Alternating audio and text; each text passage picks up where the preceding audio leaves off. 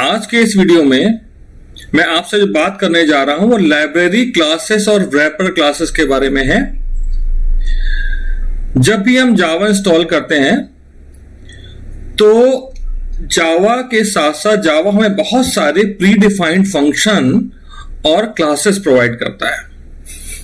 तो वो pre defined functions और क्लासेस जो है वो लाइब्रेरी में स्टोर रहती है, जिसको हम फर्दर कभी भी प्रोग्राम में यूज कर सकते हैं।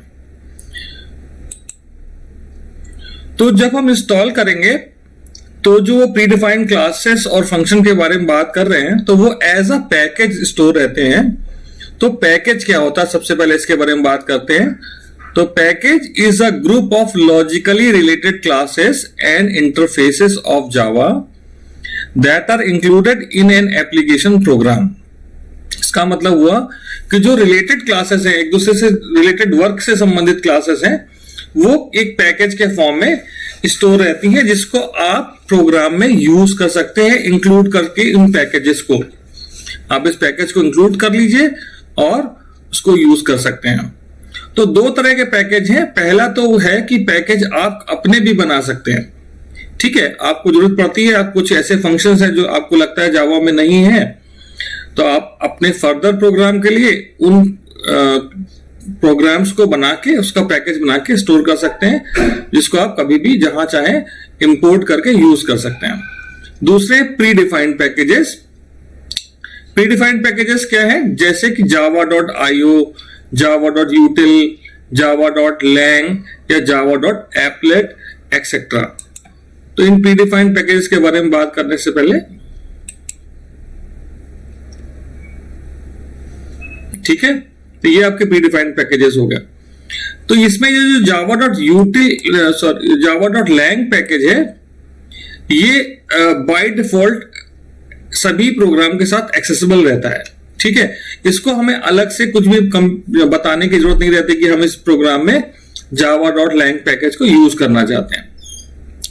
तो फिलहाल अगर आप किसी पैकेज को बनाना चाहते हैं तो आप पैकेज कीवर्ड को यूज करके आप बना सकते हैं। ठीक है, पर हम लोग इसमें प्री डिफाइंड पैकेजेस के बारे में बात कर रहे हैं। तो किसी भी प्री डिफाइंड पैकेज को प्रोग्राम में यूज करना है तो हम इंपोर्ट स्टेटमेंट का यूज करेंगे। प्रोग्राम के शुरुआत में आप लिखेंगे import statement followed by the package name. For example यहां लिखा है इंपोर्ट java.io, तो एक IO पैकेज डॉट एस्ट्रिक का मतलब IO पैकेज के किसी भी क्लास को आप प्रोग्राम में यूज कर सकते हैं। या आप किसी पर्टिकुलर क्लास की बात करते हैं तो आपको लिखना होगा, जैसे कि एग्जांपल हम स्कैनर क्लास को यूज करना चाहते हैं तो हमने लिखा इंपोर्ट java.util.scanner। इसके बाद आप स्कैनर क्लास के किसी भी फंक्शन को अपने प्रोग्राम में इस्तेमाल कर सकते हैं। आगे है रैपर क्लासेस। बहुत ही इंपॉर्टेंट है, क्योंकि कई बार आपको प्रिमिटिव डेटा टाइप को यूज करने में थोड़ी सी ये दिक्कत है कि इस पर कुछ भी फंक्शन नहीं, तो सारा लॉजिक आपको लिखना है।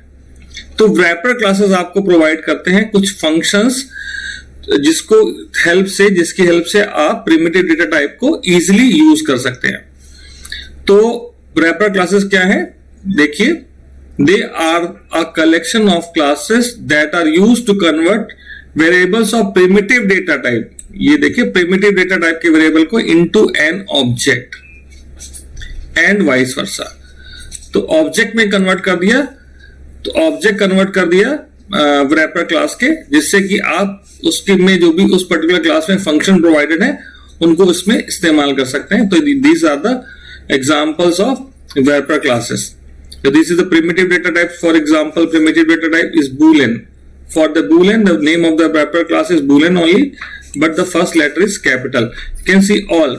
Char is the primitive data type, and wrapper class name is character, capital letter. Like this, all are there. So ये सब wrapper classes हैं। int के लिए ध्यान रखना है, उसके लिए integer है। Otherwise सब में क्लास का नाम सेम है जो डेटा टाइप का है। The difference is the name of the class is in capital. तो कैसे कर सकते हैं, देखिए, आप कैसे बना सकते हैं रैपर क्लास का ऑब्जेक्ट। ऑब्जेक्ट बनाने का एक ही तरीका होता है, class name followed by object name equal to new class name. ठीक है, तो ये एग्जांपल आप देख रहे हैं, यहां पे दिया हुआ है character C equal to new character bracket में T. What is T? T is the value which you want to store in the object C. Alright, one more example is given where we are creating the object of the double type. This statement, ठीक है, double d equal to new double 5.0. So the object d is created which is having the value as 5.0. Now in this process, when we are converting primitive data type into an object of the corresponding wrapper class, then it is called auto boxing. Converting a primitive value into an object of the corresponding wrapper class is known as auto boxing. ठीक है, ये auto boxing कब होगी? Auto boxing कब होगी? ये दो condition है जहां ऑटो बॉक्सिंग होगी. जैसे कि यहाँ पे इस एग्जांपल में यहाँ पे लिखा हुआ है कि आप ऑब्जेक्ट बना रहे हैं और ये primitive type of value store कर रहे हैं ऑब्जेक्ट सी में, तो ये ऑटो बॉक्सिंग का एग्जांपल हो गया. ठीक है, तो here assign a variable to a corresponding wrapper class. wrapper class के ऑब्जेक्ट में आप वैल्यू स्टोर कर रहे हैं, तो ये ऑटो बॉक्सिंग हुई. दूसरा है कि आप पैरामीटर में किसी फंक्शन को पास कर रहे हैं कोई प्रिमिटिव डेटा टाइप, और वहां पे जहां फंक्शन है वो उसको रिसीव कर रहा है as a object of the wrapper class. ठीक है, then it is called auto boxing. So one more example is given here, है ना, same way. Then auto unboxing is the opposite of auto boxing. You can have a look. So when the object of the wrapper class is converted back into primitive data type, ठीक है, conversion of an wrapper class to its corresponding primitive type, ठीक है, it is called auto unboxing. wrapper type से primitive type में convert कर रहे हैं, auto unboxing हो गया. ये भी कब होगा? जब कभी ऑब्जेक्ट पास किया जाए और प्रिमिटिव टाइप में रिसीव किया जाए, और ये passed and when passed as a parameter to a method that accepts the value of corresponding primitive type. अब ऑब्जेक्ट पास कर रहे हैं और वो रिसीव कैसे कर रहा है? एज ए प्रिमिटिव टाइप कर रहा है. ठीक है, और आप जो किसी है वेरिएबल में स्टोर कर रहे हैं ऑब्जेक्ट को.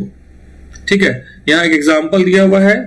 यहां पे एग्जांपल में ये जो इंटीजर आई है ये प्रिमिटिव डेटा टाइप है, जबकि यहां जब फंक्शन कॉल किया जा रहा है तो यहां पे जो वैल्यू आई पास की गई है, इस आई को आप यहां देख सकते हैं कि this I is the object.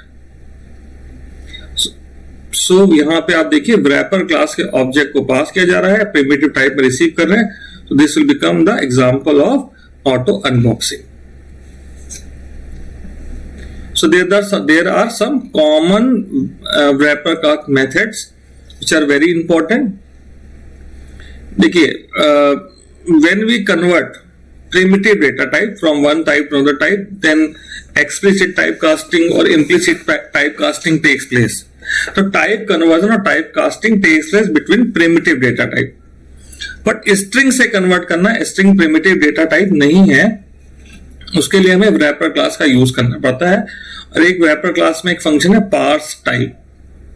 For example parse int, type का मतलब data type, parse int, parse double और पार्स फ्लोट. ये क्या कर रहा है?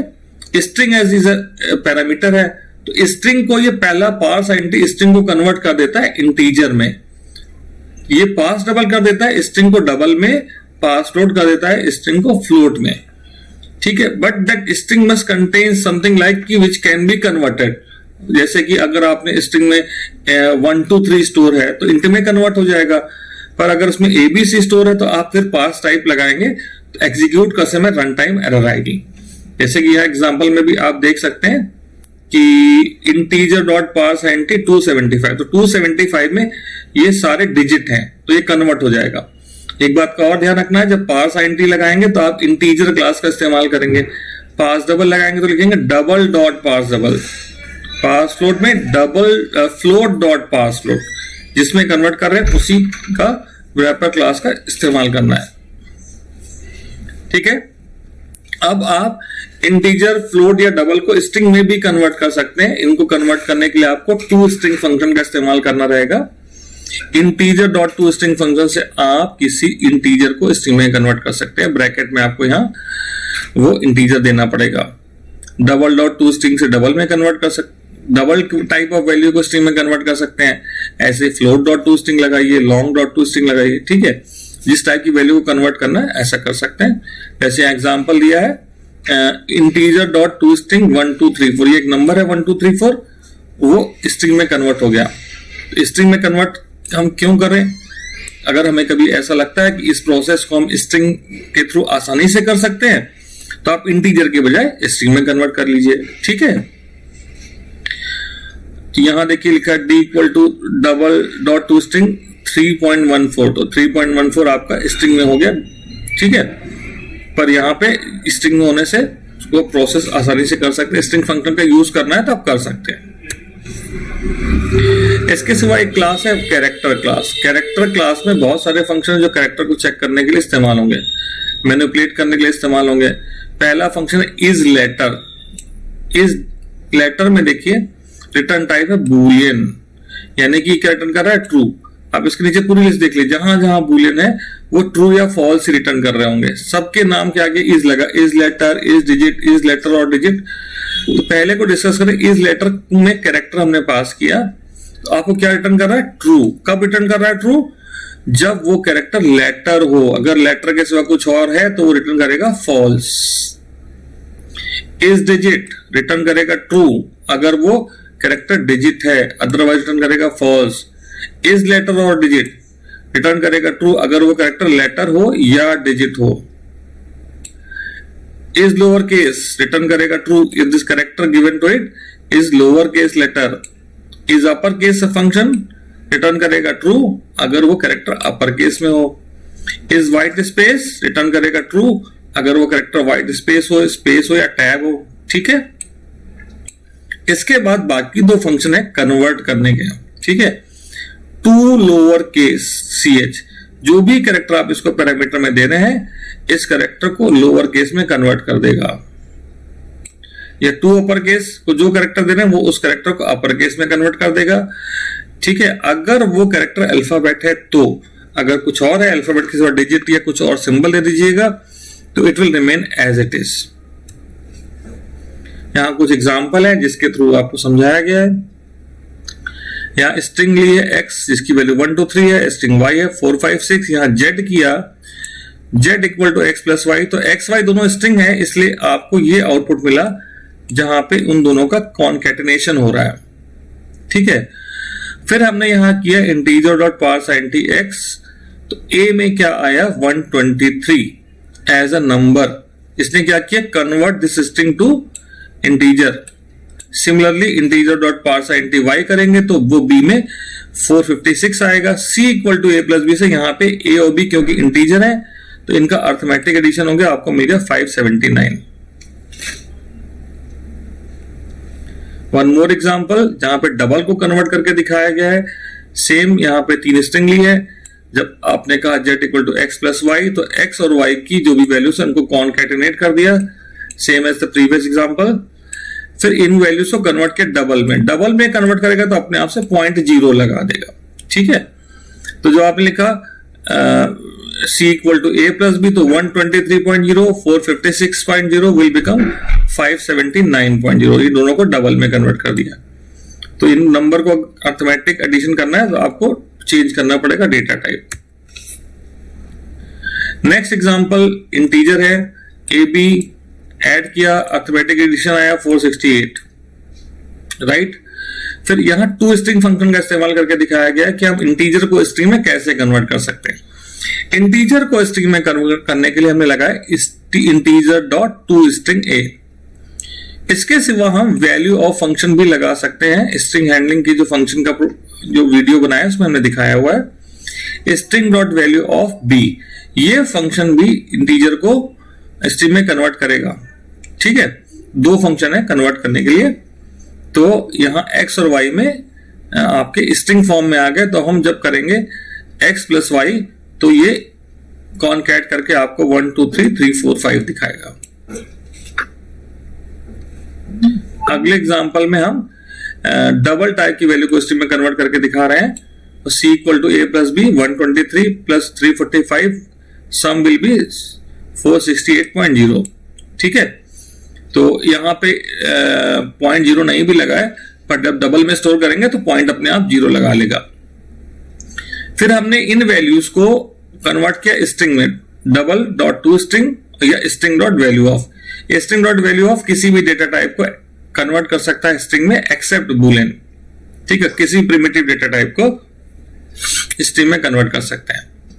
तो जब ये वैल्यू स्ट्रिंग में कन्वर्ट हो गई तो 123.0 345.0 कॉन्कैट करेंगे तो 123.0 345.0 आएगा x प्लस वाई को डिस्प्ले करने के रिस्पेक्ट में. अब ये एग्जांपल है जहां पे हमने कैरेक्टर क्लास को इस्तेमाल करके दिखाया है. ये चेक कर रहा है कि कैरेक्टर को इनपुट करा के वो किस टाइप का कैरेक्टर है.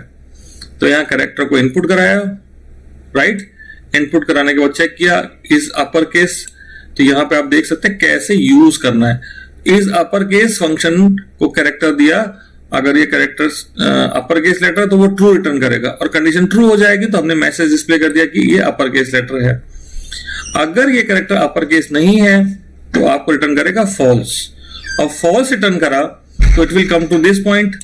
यहां पे वो दूसरी कंडीशन चेक हुई, इज लोअर केस. अगर लोअर केस में है तो कंडीशन ट्रू हो जाएगी लोअर केस वाली, और वो ये मैसेज डिस्प्ले करेगा.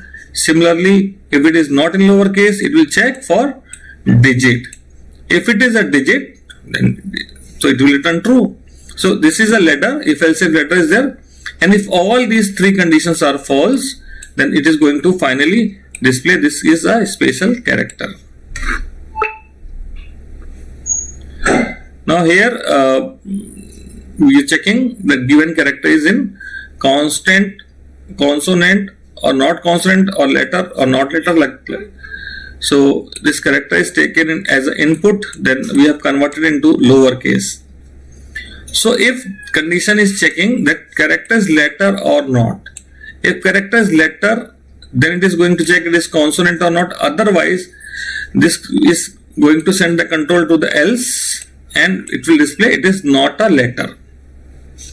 So here I have used wrapper class to check the character is letter or not, and here I used the wrapper class to convert this character to lower case. Then I am checking it for the consonant. If it is a letter, it is checking for a consonant. So when it is said as a consonant, when it is not vowel, neither A nor E nor I. So is not equal to A and not equal to E and. You have to be careful. You will not write or. All right.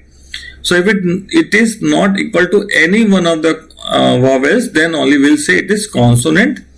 Otherwise, it is not a consonant. Right? So here we have seen character class. So in these programs and example, we have seen some wrapper classes along with the example. So in the next video, I will discuss about some string outputs, because it is all asked in the class 10th, and to understand the programming of string handling we have to be very good in understanding of the functions. Once you understand, but we have to just be very confident and know in depth. So next video I will come up with the output type of questions on string handling. So till then, bye bye. Thank you very much for watching this video.